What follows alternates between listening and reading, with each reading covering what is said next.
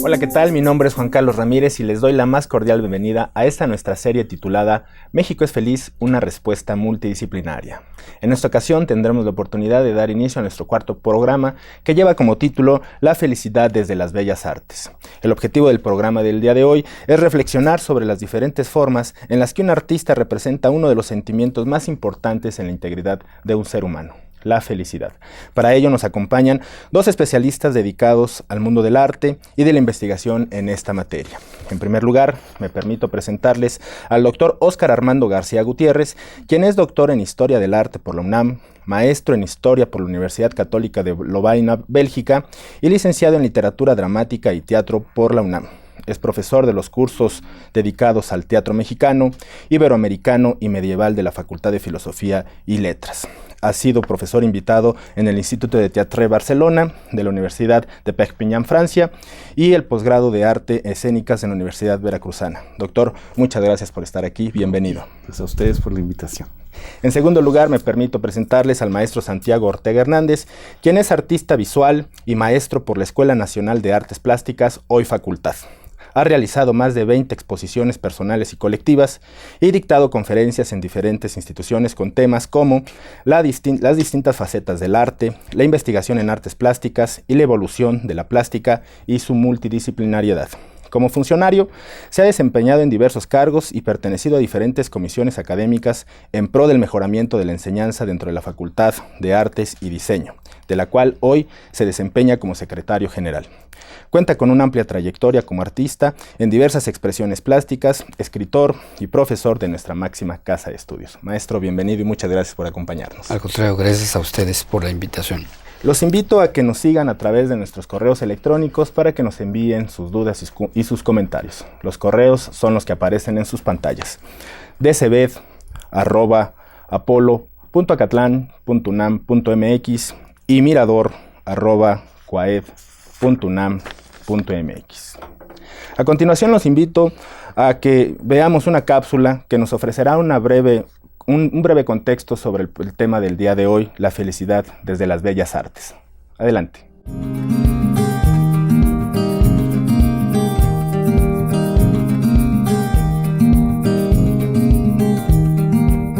La felicidad y las bellas artes son dos ámbitos aparentemente distanciados. Uno corresponde al ámbito de lo interior, al ser humano, y el otro a los objetos o elementos que éste considera destacados por sus características físicas y por los atributos que les asocia según su contexto. Sin embargo, uno de los acercamientos respecto al concepto de felicidad se refiere al grado en que una experiencia afectiva es percibida como agradable. En ese sentido, el arte representa una fuente de emociones y sentimientos que bien podría afectar la sensación de felicidad de las personas.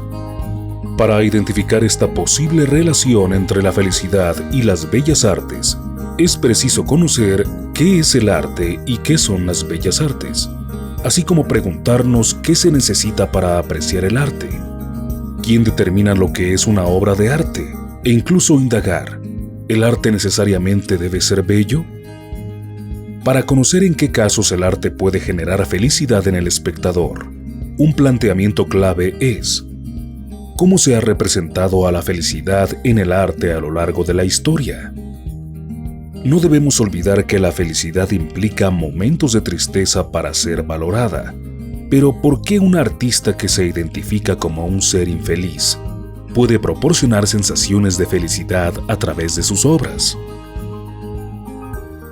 En este sentido, si el arte nos ayuda a experimentar felicidad, ¿qué sucede cuando representa situaciones negativas e incluso violentas? Conozcamos algunos de los conceptos, obras y visiones donde la humanidad ha tratado de plasmar la felicidad a través de diversas representaciones artísticas. Posiblemente encontraremos respuestas y ejemplos que sean de gran utilidad en nuestro camino personal en la búsqueda de la felicidad.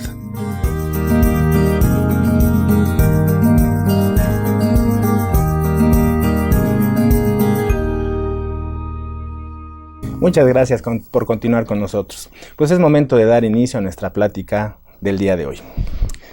Maestro Santiago, ¿qué importancia tiene la felicidad en la creación artística? Creo que es importante, sin embargo, no es el único estado de ánimo que determina la creación artística. A lo largo de la historia de la humanidad podemos ver grandes expresiones que surgen desde diferentes estados de ánimo, desde diferentes situaciones. Por lo tanto, la felicidad sería una más de este tipo de situaciones, de emociones que permiten la creación. Podríamos hablar de Rufino Tamayo con una diversidad de obras donde vemos sus personajes radiantes de felicidad, sus vendedores de frutas, sus sandías, todo ese colorido habla de un estado de ánimo. Pero también existe el artista que a partir de un estado depresivo tiene la capacidad para comunicar algo. Ok, qué interesante, muchas gracias. Doctor Oscar, ¿nos podría hablar acerca de algunos ejemplos de creación artística en donde la felicidad ha sido el tema principal? Bueno, principalmente, pues ustedes saben que, por ejemplo, en el teatro, pues tenemos este doble rostro, que es el de la tragedia y la comedia, ¿no? Que conviven. Es muy complejo explicarlo, pero justamente lo que más ha llamado la atención en la historia del teatro y en la historia de las humanidades es justamente cómo hay esta capacidad para convocar a una audiencia, para reírse de muchas cosas, porque además esto de la felicidad pues tiene que ver con, en el caso de algunas obras de teatro, con el ridículo. Claro. ¿No? La gente se va al teatro para ver cómo un personaje que sufre montones pues va a ser motivo de risa de toda la audiencia.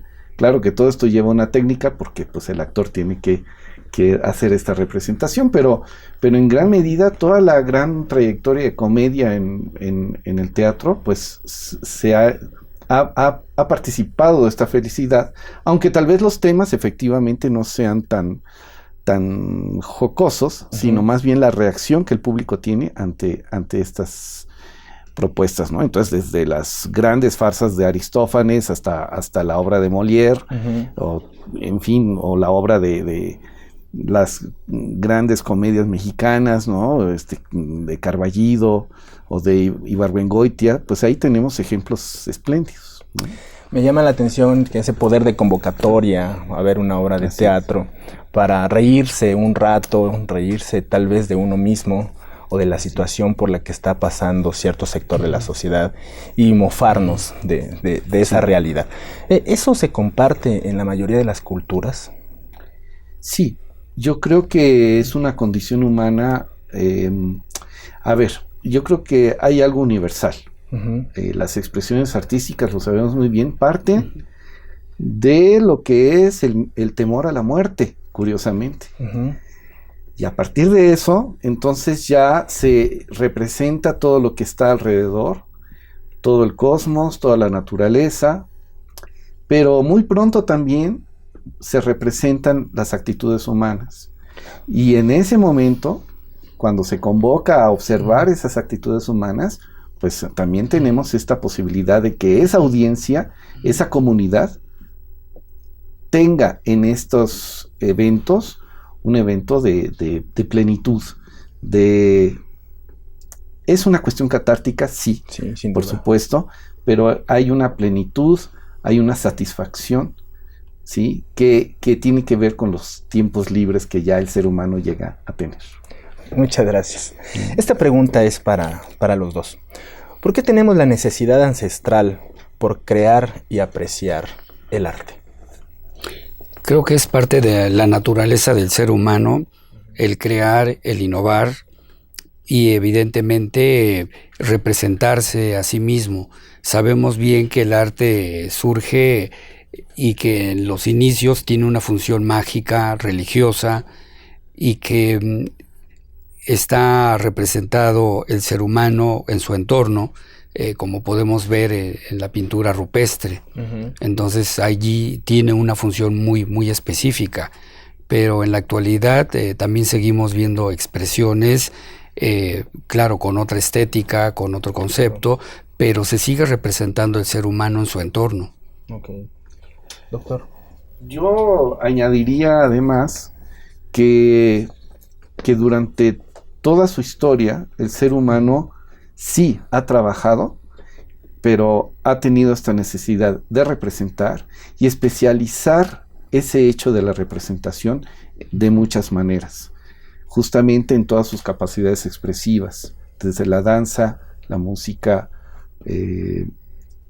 cuando ya adquiere la capacidad de la literatura, bueno, de la textualidad, ¿no? El contar una historia, en fin, todo esto es lo que se va acumulando, y si podemos hacer un brinco en la historia, uh-huh, pues ya justamente en los periodos del Renacimiento se acepta que exista este oficio, ¿sí? Uh-huh. Que además genera escuelas. Entonces lo que actualmente vivimos es que afortunadamente, por ejemplo, la UNAM, sí, pues tiene toda esta posibilidad de tener dentro de las humanidades la formación de aquellos que van a continuar este oficio. Y irlo perfeccionando. Por supuesto. Okay. Muchas gracias. Maestro Santiago, ¿con qué elementos debe contar una creación artística para lograr un efecto en el espectador? Debemos empezar por el aspecto formal. El manejo de líneas, el manejo de los colores, el manejo del espacio, de allí a tener una idea muy clara de lo que se quiere comunicar para poder llegar a un concepto plástico o artístico. Entonces tenemos estos dos grandes elementos, la parte formal y la parte conceptual. Es el punto de partida para poder llegar a crear una obra de arte y comunicar algo. Hay casos en los que uh-huh, pueda encontrarse alguien que ha sido empírico y es más fácil trabajar con ese artista, o es más complicado porque no quiere renunciar a lo que ha aprendido desde el punto de vista empírico. No, es válido. Muchos artistas uh-huh, se fueron formando, se podría decir de alguna manera autodidacta, uh-huh, aunque la realidad es que siempre están partiendo de las creaciones de otros artistas. Todo artista parte de otros artistas, por muy autodidacta que se diga. Entonces, por ejemplo, en el caso de la UNAM, en la creación de jóvenes artistas, pues parte de una base histórica, del manejo del dibujo, de la parte, decía yo, histórica, teórica, y todo un trabajo de educación visual. Okay. Entonces hay que dar todos los cimientos, pero lo que es muy importante es que cada uno de estos jóvenes uh-huh, debe tener la necesidad de comunicar algo. Y lo que decía el doctor es para continuar toda esta tradición de representarnos, de interpretarnos y de hablar del contexto en el que vivimos. Ok, muchas gracias. Doctor Oscar, específicamente, uh-huh, ¿qué es lo que hace que una obra provoque felicidad? Varios elementos. El primero de ellos, que lo que sucede en escena sea reconocible por el público y que justamente nos lo dicen los grandes teóricos del teatro, pues el espectador trata de, o sea, cuando ve una obra de teatro, uh-huh, piensa, ojalá a mí no me pase, o ya me pasó, y pues reacciono ante eso, sobre todo en la comedia, ¿sí? Sí. Pero hay una potente necesidad de la comunidad por verse representado, y esto en sí mismo es un proceso de felicidad. Y digamos, el último aspecto es quienes están en escena, por supuesto que también necesitan estar, no estar felices en sí mismo, pero el hecho mismo de estar frente a un público genera procesos de una gran intensidad humana, ¿no? El saber que estoy diciendo cosas para el otro y que el otro está reconociendo en esos parlamentos o en mis acciones cosas que le son propios. Bueno, ahí es donde se juntan esos dos elementos de realización, porque la felicidad tiene que ver con la realización. La felicidad también tiene que ver con una estructura, la estructura del lenguaje, la estructura de lo que ve la gente. Si la gente no entendiera nada, pues ¿cuál felicidad se va a provocar? Ninguna. Al contrario, se pueden promover frustraciones espantosas, tanto en el público como el que está en escena. De tal suerte que entre más identificado me siento con la representación teatral, más feliz me siento, más triste me siento. Pues más conectado. Más conectado. Con eso tenemos. Ok, muchas gracias. Maestro Santiago, ¿es el arte un desahogo para encontrar caminos virtuosos o puede ser también una vía a la depresión? Creo en la primera, creo que va más hacia el camino virtuoso, porque quien tiene un problema de depresión o padece determinados estados anímicos, en realidad creo que el arte le permitiría un cierto desahogo, pero no lo llevaría a una mayor depresión. Creo que todo ser humano que se dedica a las artes lo hace en plenitud de facultades, y está el caso de Van Gogh, que todo mundo habla de sus trastornos mentales, pero lo que mucha gente no sabe es que él creaba cuando estaba en las mejores condiciones de salud, en las mejores condiciones físicas, y cuando él sentía que iba a empezar ya un periodo de debacle en su salud mental, evidentemente no producía. Claro, estando él lúcido, sí reflejaba ese mundo, esa atmósfera que le atormentaba, como sería el caso de Frida Kahlo o muchos otros artistas que al tener una vida o un pasado o estar en un contexto difícil, pues lo primero que hacen es representar ese contexto. De tal suerte que el arte es uno de los caminos a la virtud del ser humano. Sí, definitivamente. Sí, creo que sí. Doctor Oscar. Sí. Tolstói sostiene que el arte verdadero debe permitir un contagio de los sentimientos y emociones del artista hacia el espectador. ¿El artista puede contagiar felicidad desde su arte? Definitivamente. O sea, un artista desde el mundo escénico, ¿no? Aunque Tolstói nos manda al mundo de la literatura, pero desde el punto de vista escénico, es parte sustancial de su trabajo hacer una transmisión de sentimientos humanos y que llevarán justamente una plenitud en el momento en que esa selección de mensajes, esa selección de diálogos, esa selección de actitudes que se presentan a los ojos del espectador son reconocibles, y por lo tanto el proceso de felicidad también será reconocible, o de plenitud. Yo por eso estoy evadiendo un poco la palabra felicidad, aunque yo sé que es el tema del programa, pero es que si no hablamos de plenitud, si no hablamos de organicidad, de coherencia muchas veces en el trabajo artístico, no podríamos entender después qué es ese efecto que vendría a ser la felicidad. O sea, yo insisto mucho, y lo insisto mucho con mis alumnos en el colegio, que a quien más debe uno en el arte en general, y en particular en el teatro, es al público. O sea, ellos son los que están generando y creando nuestro trabajo. Y si no los tomamos en cuenta, no va a suceder nada. Y al tomarlos en cuenta, entonces, sí, es cuando debemos estar conscientes de esa cantidad y esa complejidad de sentimientos que nosotros podemos transmitir, entre ellas la felicidad. Entre ellas la felicidad. Ok. Maestro Santiago, como espectador. Sí. ¿Hasta qué punto opera el contagio en un país como el nuestro, en el que cada vez son más visibles las brechas y las desigualdades? En mi opinión es que en el caso de las artes, de las bellas artes, debe ser parte de una estrategia integral para poder llegar a otro estado, a otro, digamos, que la sociedad esté en una mejor situación. Atacar la violencia, atacar todas estas desigualdades, contribuir en la formación de valores. Creemos que es la educación, pero también está el arte como parte de esta estrategia integral.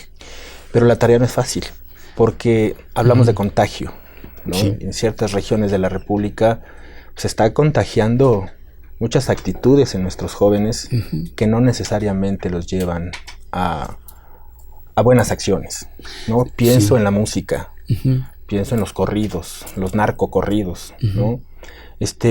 ¿Cómo hacerle para que en estas regiones de la República, en estos estados de la República, se aleje nuestra juventud de esos narcocorridos y se aproxime al teatro, se aproxime a la música clásica, por ejemplo? Bueno, es compleja la pregunta porque también es una expresión artística, nos guste o no, Sí, sí. y también existe una libertad de expresión. Entonces es un camino complejo, ¿no? Decir, voy a quitar los narcocorridos o voy a quitar la fotografía que tiene que ver con todos estos secuestros, con todas estas matanzas. Es complicado, pero creo que fomentar valores desde la familia, en la escuela, y un programa de educación artística desde los niveles básicos permitiría a cada uno de los estudiantes ver otros horizontes, ver que hay más allá del dinero, porque muchas veces lo están asociando con el triunfo, con la felicidad. Entonces, que vean que existe algo más allá del dinero y lo que aparentemente representa, sino que debemos buscar una calidad de vida. Y creo que las artes en todas sus manifestaciones pueden contribuir a que nuestros jóvenes y los no tan jóvenes vean una opción para mejorar su calidad de vida. Su calidad de vida. Ok, muchas gracias, maestro. Doctor Oscar, ¿el artista puede generar un estado de ánimo diferente al que prevalece al momento de crear su obra? Sí y sí, ¿no? Pero sobre todo depende de en qué situación se encuentra esa comunidad. O sea, lo enlazo con la pregunta anterior y yo creo que la historia misma y nuestra historia en México ha dado fe de estos elementos. Y perdón que ahorita es que me interesó mucho la pregunta anterior, si fuera posible, pero sí, claro que tenemos que consolidar una ética a partir de la educación. Y dentro de ese plan están las artes. Exacto. O sea, no es posible continuar con una educación desde el punto de vista básico, nada más por mencionar un nivel, pero a nivel básico, que esté eximiendo la historia, la filosofía y las artes, como ya se dio. Esto no es una revolución ni revolución educativa ni nada por el estilo. Esto ya lo vivimos, ¿sí? Y generó que una gran, creo yo, estructuras a seguir, pasos a seguir. Entonces, si hay ignorancia de las artes, pues por supuesto no va a haber ningún tipo de consecuencia. Pero si hay conocimiento de las artes, si hay conocimiento de la música, si hay conocimiento del teatro o de las artes plásticas integralmente, pues escoger. Creo que otra cosa estaríamos viviendo ahorita si no se hubiera abandonado de esa manera. Ese conocimiento al que usted se refiere de las artes, de la música, podría llevar a nuestra juventud a seleccionar el tipo de manifestaciones artísticas por las cuales nuestra juventud se quisiera inclinar, entonces. Sí, claro, o sea, si vemos este tipo de propuestas que ya se han dado en otros países y que se hizo en México incluso, vamos a tener esa, o sea, mientras más posibilidades, también más posibilidades de seleccionar, bueno, ¿cuál puede ser mi rumbo? Claro. Si quieren ser artistas, pero de todas maneras, la construcción de una ciudadanía responsable de una sociedad puede tener también una formación artística sin ningún problema, sin ningún problema. Yo pongo el caso de la educación musical, cuando, por ejemplo, se proponía en secundaria, y no estoy hablando de hace mucho tiempo, pero en secundaria teníamos apreciación musical, teníamos coro, teníamos instrumentos musicales, guitarra. Pues, ¿qué daño nos puede hacer conocer un instrumento musical? Y sabemos de otros países donde esto es obligatorio. Claro. En las secundarias, ¿no? El conocimiento de un instrumento musical, bueno, esto ha permitido justamente que ese alumno tenga una consolidación, tenga una estructura. O sea, no en balde desde la educación medieval, la música estaba incorporada. ¿Por qué? Porque era parte de la estructura del pensamiento. Ahí estamos generando estructuras de pensamiento de las cuales ahora no tenemos.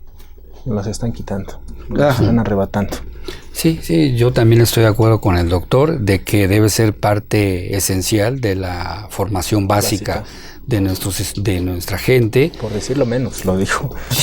Sí, pero eso va a permitir que el día de mañana nuestros políticos, nuestros profesionistas, ingenieros, contadores, abogados, sean gente sensible, que les guste la poesía, que aprecien el teatro o disfruten de la música. Y eso permite que estén en un estado más completo y les permitiría ser mejores ciudadanos. Ahora, lo que sé es que muchas empresas, al contratar a su gente, procuran que además de buenos profesionistas, tengan alguna inclinación hacia las artes. Y eso está demostrado de que ya en el terreno laboral son menos conflictivos y son gente que se adapta mejor a diferentes situaciones. Y solucionan mejor los problemas. Por supuesto. Sí. Hay que traer más de esas empresas a México. Pues estaríamos hablando que para formar mejores ciudadanos, todos deberíamos tener un mínimo de educación artística en cualquiera de los campos. De sus ámbitos. Ok, muchas gracias. Maestro Santiago, a decir de Adolfo Sánchez Vázquez, las categorías estéticas son lo bello, lo sublime, lo grotesco, lo paródico.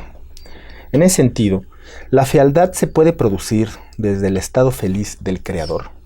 Sí, por supuesto, porque lo que pretende el artista es provocar al espectador. O sea, no nada más es transmitir algo de tu persona, sino también de tu entorno. También es hablar de que además de esta situación existe otra. Entonces es muy común que el artista a lo largo de su vida desarrolle diferentes temas y que vaya de un tema que tenga que ver con la alegría, que sería el caso de Tamayo, cuando lo mencioné. Hay un lienzo que se titula Hombre radiante de alegría, pero también tenemos a José Guadalupe Posada con el jarabe de Ultratumba, donde están las calaveras en una pulquería y están danzando alegremente. Entonces, creo que sí, el artista tiene esa capacidad para llevarnos de un tema o abordar una categoría y pasar a otra. ¿Por qué? Porque tiene esa sensibilidad y porque es una persona con la capacidad de aprehensión visual para que lo que acontece a su alrededor lo pueda plasmar. Muchas gracias. Es momento de ir a una pausa. No se vayan, regresamos aquí a Mirador Universitario.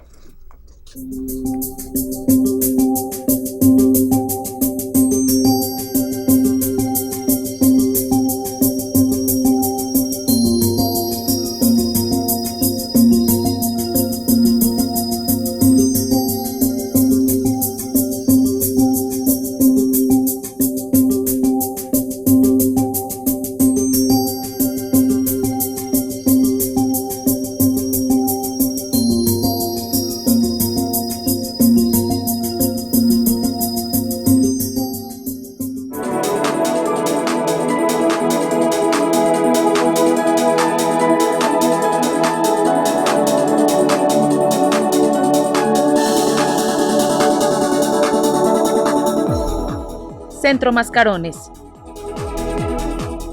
Este soberbio edificio, llamado Casa de los Mascarones, tiene un pasado histórico muy importante, ya que con anterioridad albergó a la Escuela de Verano, a la Escuela de Música, a la Facultad de Filosofía y Letras, a la Escuela de Ciencias Políticas y Sociales, a la Escuela Nacional Preparatoria número 6, al Centro de Estudios Filosóficos y a la Escuela de Danza, entre otras dependencias universitarias.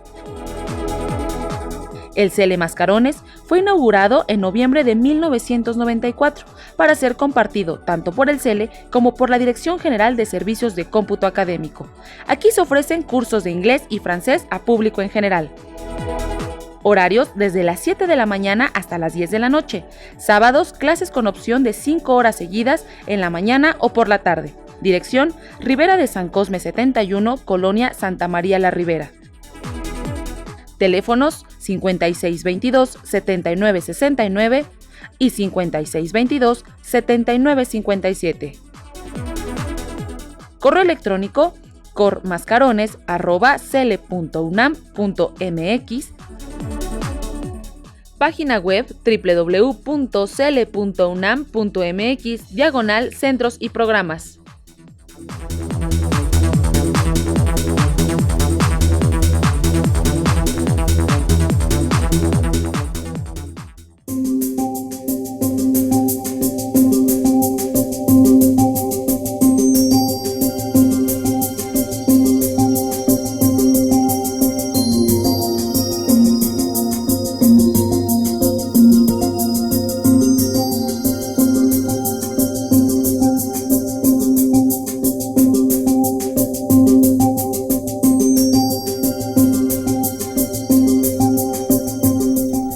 Muchas gracias por continuar con nosotros.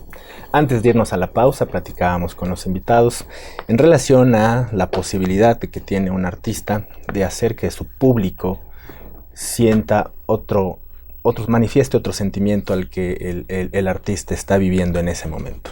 Y yo planteo la siguiente pregunta.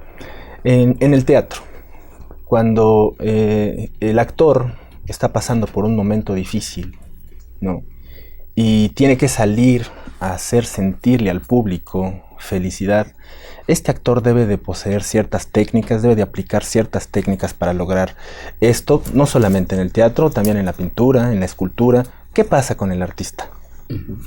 Bueno, en el teatro es muy evidente, es yo creo el gran ejemplo de lo que se está haciendo en vivo. O sea, no hay que olvidar, yo creo, de la riqueza de esta mesa, que estamos con artes escénicas presenciales y artes plásticas no presenciales. O sea, el artista no está presente, pero sí su obra. Uh-huh. En el caso del teatro, pues ahí está el artista, ¿no? Sí. Trabajando frente al público, ¿no? Uh-huh. Y claro, todo lo que hasta ahora se ha podido rescatar y promover, y lo que hacemos en las escuelas de teatro, es justamente una técnica de trabajo en escena, en donde nosotros podemos hacer pensar al público que es primera vez que estamos en el escenario, ¿sí? Porque esa es la ilusión que se lleva al público, uh-huh, cuando hemos trabajado 6 meses antes, ¿no?, para estar ahí.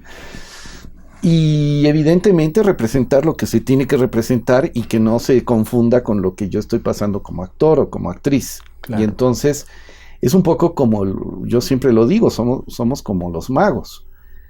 Le hacemos pensar al público pues que no hay nada en nuestros sacos, y de repente sacamos un conejo y tenemos que generar la sorpresa del público, aunque ese mago a lo mejor está endeudadísimo con el banco, no sabemos, pero ya supo captar la atención del público en eso que tiene que captar.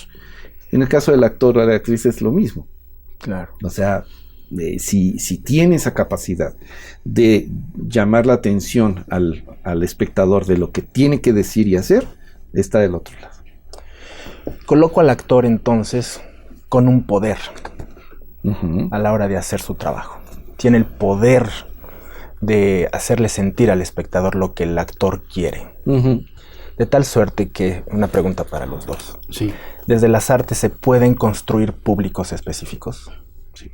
¿Cómo es eso? Sí, por supuesto. Una de las tareas del artista no solo es crear, sino también llevar, digamos, de la mano a la gente que está en su entorno para irla sensibilizando. Tiene que establecer una serie de propuestas museográficas para acompañar su trabajo creativo, de tal manera que están las fichas técnicas, está el cedulario, está toda una información visual antes de que ingrese a la sala y pueda apreciar el trabajo. Y esto es constante, es permanente. El artista es el primero en formar estos públicos, en sensibilizar a la gente, para que el día de mañana, de ser un público pasivo, me refiero al público que va a una sala, a un museo y aprecia las obras, a un público activo donde además de apreciarlas, empieza a consumirlas, esto es, a comprarlas. Entonces, formar nuevos coleccionistas, formar nuevos públicos, es una tarea del creador. ¿Hay obras de teatro en este sentido? Alguna vez acudí a una en la que antes de empezar a actuar, ¿no? Dieron como una especie de clase, ¿no? ¿Qué intención sigue? Sí, esto ha sido muy afortunado y bueno, se ha hecho desde hace varias décadas, porque permite justamente, esto parte sobre todo de la formación teatral universitaria, ¿sí? En donde claro que tenemos conciencia de esto que dice el profesor muy atinadamente, de fomentar que aquel espectador se convierte en un espectador activo, crítico, que tenga ganas de asistir a otra obra, etcétera.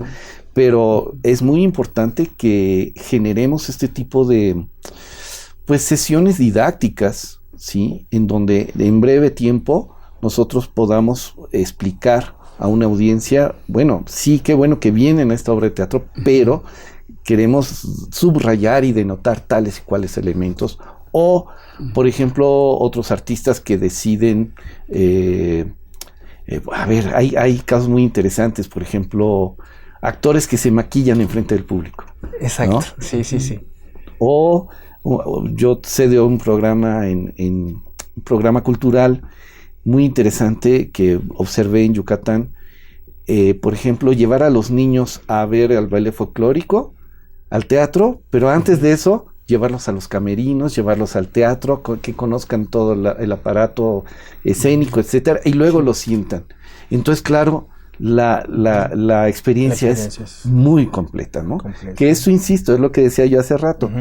En los años 60 todos nos llevaban a Bellas Artes, era una experiencia que ahora los niños ya no tienen. Los niños o los jóvenes están dentro de un espacio de este tamaño, ¿no? Sí. Los ve uno por las calles, ¿no? Y uno dice, bueno, hay otros espacios, y la mirada de esos muchachos puede ir a otros horizontes, creo yo, mucho más interesantes, como puede ser el escenario o puede ser un museo. La creatividad que estamos desperdiciando ahí. Muchas gracias. Maestro Santiago, una pregunta bastante interesante. ¿El artista crea desde el intelecto o desde el corazón? Vaya, es desde el intelecto. Por supuesto que tiene que haber un cúmulo de emociones, pero evidentemente realizar una composición requiere tener todo un conocimiento de los diferentes patrones que existen para hacer desde una composición simétrica, asimétrica, una composición que tenga que ver con la sección áurea, entonces puede ser armónica, subarmónica. Hay una diversidad de técnicas. El manejo del color tiene que ver con la capacidad que tiene el ser humano para poder observar el mundo. Entonces no puede haber un exceso de luz naranja, porque entonces el ojo tiende a crear el complementario para poder regular. Por lo tanto, crear una obra de arte tiene que ver con un conocimiento de nuestros sentidos, tiene que ver con todo un bagaje histórico y evidentemente tiene que ver con esa experiencia que tiene la vida real el artista. Por lo tanto, estamos integrando una serie de emociones con una parte racional. Y es allí donde se logra esta unidad y se puede comunicar. Ok, pues me queda claro que entonces que mente fría e informada para corazones ardientes. Sí, claro. ¿Sí? Es momento de ir a un espacio para escuchar a nuestra comunidad sus opiniones con respecto al tema del día de hoy. Adelante.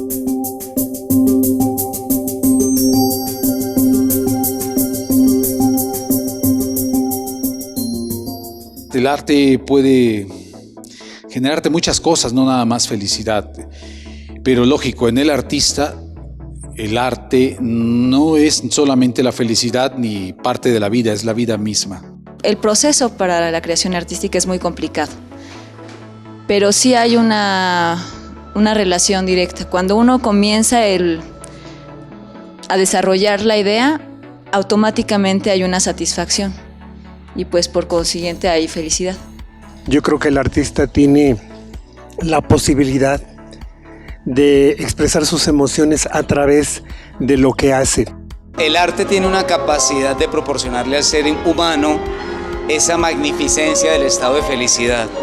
Dentro de las ramas y géneros del arte hay espectáculos que específicamente buscan hacer reír al espectador, hacerlo feliz, como la comedia, el clown. Procuramos no solo la formación complementaria de los alumnos, sino también brindarles a ellos una experiencia de quehacer artístico, así como de apreciación artística como espectadores. Esto les permite vivir a través de la danza, del teatro, pues esta experiencia sublime que nos provoca el arte, y esto sublime genera pasión en los alumnos. El arte y la felicidad van de la mano. El arte no solamente es hacerlo, sino también te hace persona, te hace ser sensible frente al mundo. El arte y la felicidad no encuentro un lugar en el que se puedan separar. Están siempre juntos. El hacerlo te conlleva a disfrutar. Cuando yo observo a los actores, a las actrices, a los músicos concluir un concierto, una coreografía, un espectáculo en el caso del teatro, yo observo que estos artistas salen felices del escenario. Creo entonces que para ellos sí es una herramienta en esa búsqueda de la felicidad. No pensaríamos que siempre la forma de expresarse nos va a conducir a la felicidad. Puede ser una forma simplemente de expresarse. Hay gente que es un vehículo simplemente para sacar una emoción. Estaríamos hablando de una frustración, estaríamos hablando de un enojo, una molestia, en fin. El artista por eso se prepara y es artista, porque cuando te subes creas tantas cosas que puedes estar destrozado por dentro, pero por fuera estás haciendo que el público esté gozando una gran comedia.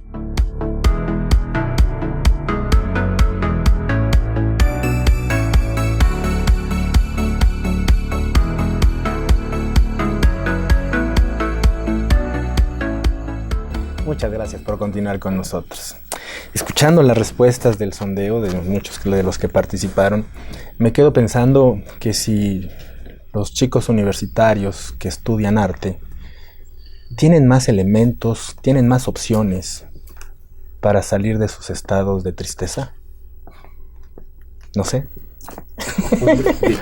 De tristeza, ¿no? Lo que sucede es que pues cada ser humano pues tiene sus particularidades, uh-huh. Y no creo que un estudiante de artes en cualquiera de los ámbitos o felicidad, yo creo que llegan a una escuela de arte, uh-huh.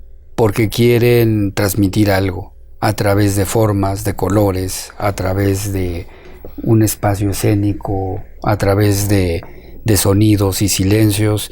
Creo que es esa necesidad de la que mencionábamos al inicio, okay. De poder comunicar algo.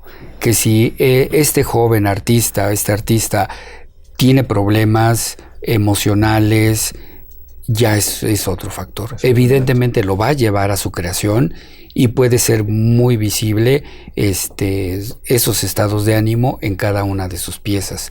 Pero también aquí me gustaría aclarar que a lo largo de la historia muchos artistas han tenido que representar escenas y temas que muchas veces son ajenos a su estado de ánimo. Por ejemplo, en el Renacimiento, cuando había un encargo para desarrollar el tema de la crucifixión, habría que plasmar dolor, tristeza, un estado agónico. Entonces el artista tal vez no estaba sufriendo, estaba haciendo un encargo, pero tenía que transmitir esta situación tan lamentable de un ser humano. Por lo tanto, tenía que recurrir al color, tenía que recurrir a la composición, a escorzos, a representar la figura humana de tal manera que provocara esa angustia, ese miedo o ese dolor de alguien que estaba sufriendo por la humanidad, que era el sentido de la crucifixión.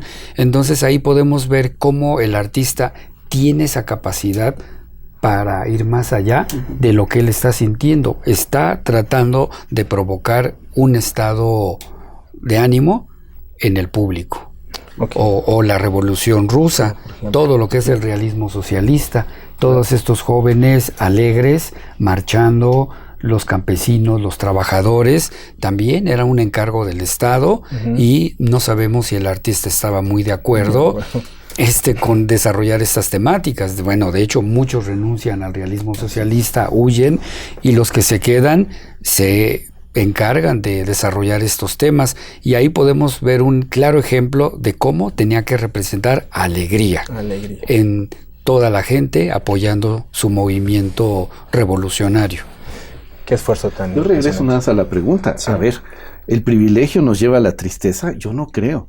Es un verdadero privilegio para los estudiantes de la UNAM en el área artística estudiar en la UNAM. Perfecto. En las condiciones en las que se encuentran sus escuelas. Exacto. Entonces, que estén tristes, bueno, ya sería el colmo, ¿no? Sí. Sí. Ok, doctor Oscar, sí. ¿Existe un sentido especial de la estética que el artista posee como algo innato? Sí, pero con una profunda retroalimentación de todo lo que va viviendo. Sí. No, o sea, yo ya no creo en esta idea de los dotados por los dioses, ¿no? No va por ahí, sino una sensibilidad específica que se tiene que alimentar justamente con técnica, con lo que hablamos hace rato. Así nada más porque ya llegué y yo soy el gran creador, no. Eso se ha cambiado esa visión, afortunadamente, pero sobre todo porque estamos ya ante una situación en donde justamente existen los espacios para desarrollar esta sensibilidad y probar. Cuando un adolescente intenta entrar a una escuela de música y dice, bueno, es que yo soy músico, bueno, a ver, pero ¿por qué? Bueno, no sé, porque así me lo dijeron en mi casa. Bueno, no va por ahí, sino realmente el probarse. Esto es en gran medida, creo que lo que está sucediendo actualmente, ¿no? Y en las escuelas de la universidad justamente tenemos esas situaciones. Hay veces que pasan los 4 años y no tienen, pues no hay el desarrollo que uno hubiera querido esperar, a pesar del plan de estudios o a pesar de los programas académicos. Pero yo creo que no es tan espontáneo eso. Quisiera abonar a la respuesta del doctor, y bueno, tiene que ver con la estética que desarrolla cada uno de los creadores. Tiene que ver desde la parte personal. Hay toda una carga genética, hay un desarrollo de la persona en un contexto social, económico, religioso, y también el tipo de experiencias que va teniendo. Esto que tiene todo ser humano se combina con la formación artística que recibe, de tal manera que cuando vemos artistas como Francisco Toledo, podemos ver exactamente cómo su contexto cómo ese aprecio por su pasado prehispánico, por su cultura zapoteca, se la refleja en su trabajo. Lo mismo sucede con Rufino Tamayo, con el tipo de colorido, con el tipo de composiciones. Podemos ver en Jesús Martínez, un excelente grabador, también sus orígenes en el campo, cómo los relieves o gofrados en cada una de sus piezas de estampa tiene que ver con ese contexto, con ese pasado. Entonces desarrollan una estética muy particular, pero es a partir de dos grandes, ¿no? Mundos o ámbitos, el íntimo y por otro lado el que tiene que ver con su formación profesional. Muchas gracias. Doctor Oscar, ¿qué mueve al espectador mexicano para la búsqueda del arte? Bueno, son varios factores. El primero, la curiosidad. Segundo, la capacidad de convocatoria del evento. Yo insisto mucho en eso. Si no hay esa capacidad de convocatoria, pues no va a haber nadie. Me he topado con gente que dice, es que no viene nadie a ver mi performance. Oye, ¿y a quién invitaste? No, pues a nadie, ¿no? Pues bueno, al público hay que informarle, al público hay que ofrecerle opciones, hay que ofrecerle espacios con relativas comodidades, si no, no vuelve a ir a un espectáculo, ¿no? Claro.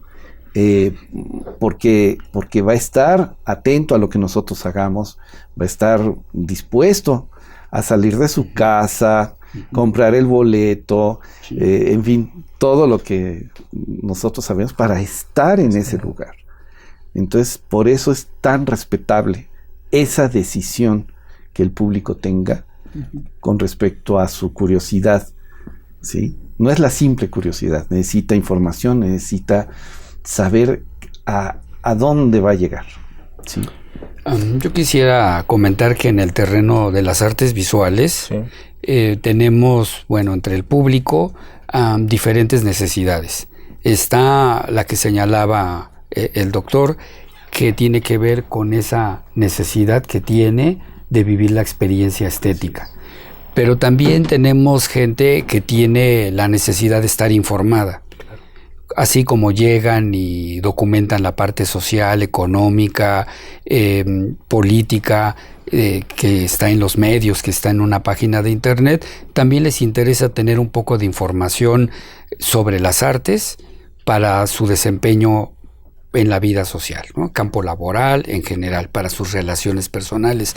Pero no se nos debe escapar que en el terreno de las artes visuales estamos viviendo desde hace décadas el tema del mercado, el tema del mercado del arte. Por lo tanto, tenemos a grandes empresas transnacionales que se dedican a coleccionar arte, que lo hacen o con fines especulativos, que es en muchos casos, y que es una realidad, y también los grandes bancos, cada que abren una nueva sucursal, llevan su colección de arte internacional, más la que van conjuntando en los países donde se van posicionando, para hablar de que ellos son una empresa que procura la apreciación del arte. Entonces forma parte de una estrategia de marketing para de alguna manera suavizar o digamos hacerla más atractiva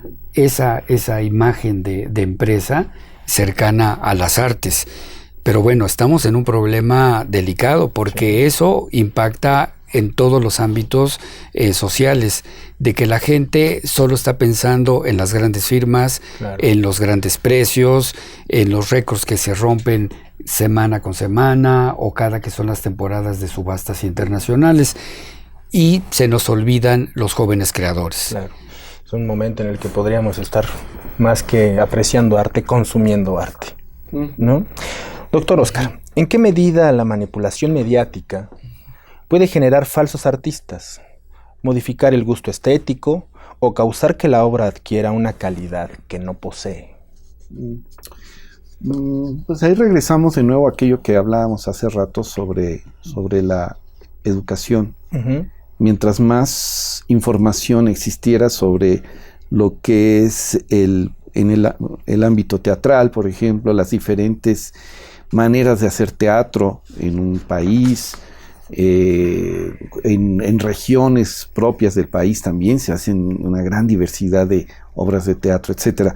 Pero mientras más informados estuviéramos, menos tendríamos esta falsa expectativa de que, por ejemplo, la carrera de teatro en la UNAM o en la Escuela de Arte Teatral en Bellas Artes es para hacer actores de cine. O sea, nuestra llegada de alumnos de primer ingreso, bueno, gran mayoría llegan a tener esta falsa expectativa de que pues de aquí a Hollywood, ¿no? Pues no, o de aquí a Televisa, en fin, no. Y les digo, no, pues es una escuela de teatro. Sí, pero no importa, yo quiero ser actor o actriz de cine. Pues no, pues es que el cine es otra cosa, ¿no? Claro. Entonces, es una cuestión de formación y de información y de ignorancia. Sí, lamentablemente. Se nos está agotando el tiempo. Quisiera concluir la plática de hoy con una pregunta para los dos. ¿Cuál sería la estrategia para que nuestro país genere espectadores críticos y reflexivos en torno al arte como un complemento integral para la felicidad de nuestro México? Pues ya lo habíamos mencionado, se debe trabajar desde la educación básica en todos los niveles y debe ser parte de una estrategia integral del Estado. Que adquiera una importancia a nivel estatal. Yo por supuesto. Me inclinaría por ahí. Doctor. Sí, no, pues yo estoy de acuerdo. Creo que las políticas públicas deben reconsiderar la presencia de las artes, como lo que mencioné hace unos minutos, la generación de una ética ciudadana a través por lo pronto, de las artes, pero de muchos elementos. Pues muchas gracias. El tiempo se nos ha terminado. Agradecemos a nuestros invitados, al doctor Óscar Armando García Gutiérrez y al maestro Santiago Ortega Hernández por su participación en el programa del día de hoy, y sobre todo a ustedes por acompañarnos a lo largo del programa, y los invitamos en nuestro próximo programa que lleva como título La economía de la felicidad. Hasta pronto.